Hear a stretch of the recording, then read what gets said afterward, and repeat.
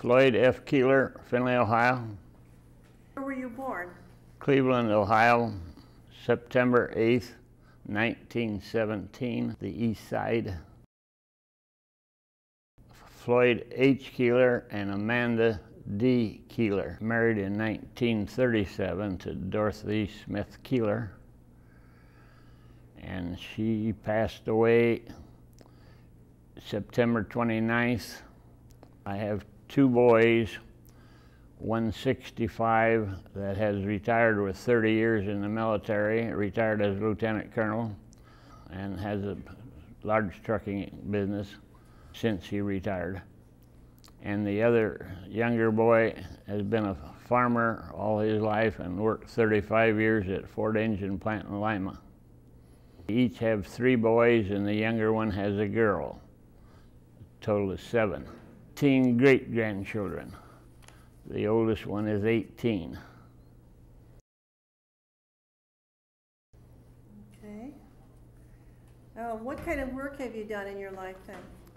I've done a multitude of things. I was a car salesman, and then I run a hotel, but always ended up farming, and farming has been my life basically in the buying and selling, connecting with it.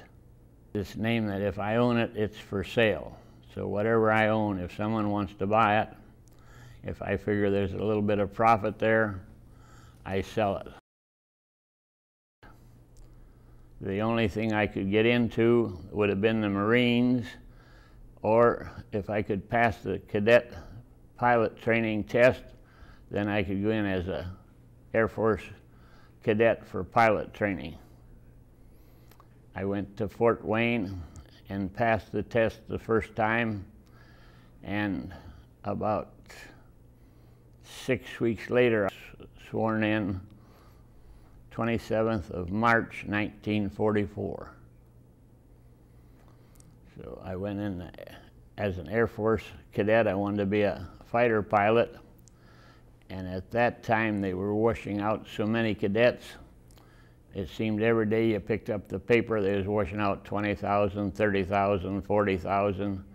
And I thought, well, what chances a poor little farmer boy got with that? Once on takeoff, he called and told him to lower the flaps, and the flaps come down. What's the matter, Thad?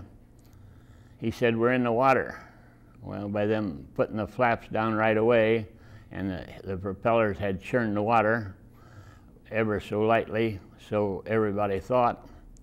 And so we went to Japan on that trip.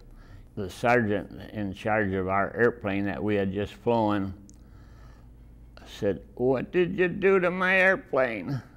What did you do to my airplane? We said, nothing. The only one we ever flew in that we didn't write up something wrong with it. Again, this went on a number of times. What did you do to my airplane? And finally he said, look at those propellers. And here all 4 blades on a B-29 were all bent just a little bit.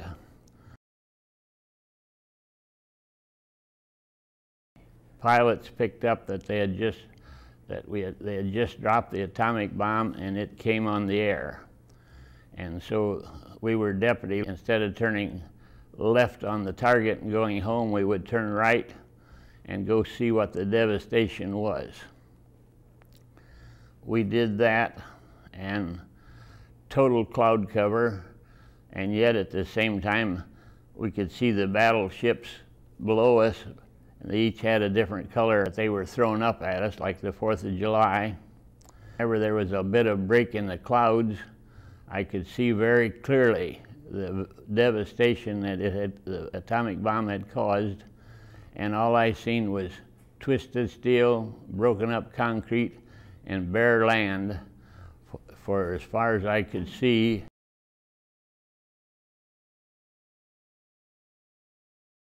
I got the medals that you'd ordinarily get over there, a whole line full, and then I got the Air Force medal with 2 clusters, and to my knowledge, everybody on the crew got the same thing.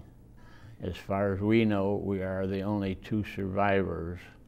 And I was 7 years older than he, and I always called him the kid, and he and I were the only two farmers on the crew. And let's face it, all on the crew, we got by so well, it's unbelievable. Maybe didn't always suit each other, but don't pick on one of us. Considerable smaller than when I flew in them. I'd like to see some place where I could really compare them, but they don't seem near as big as when I flew in one. Because when I flew in one, the top of the tail was supposed to be as high as a three-story building. They don't look to me like they're anything like that now, but they say it hasn't been changed when they flew in. I set my guns every day we flew for 300 yards. And when a plane filled my sight, then he was about 300 yards away. And the funniest thing of this whole war, you weren't supposed to fire until fired upon. And when I got back to base that day, if I'd have been a good liar and says, no, he fired. But whether he did, I don't know. At least I never seen any tracers, and he did not hit us.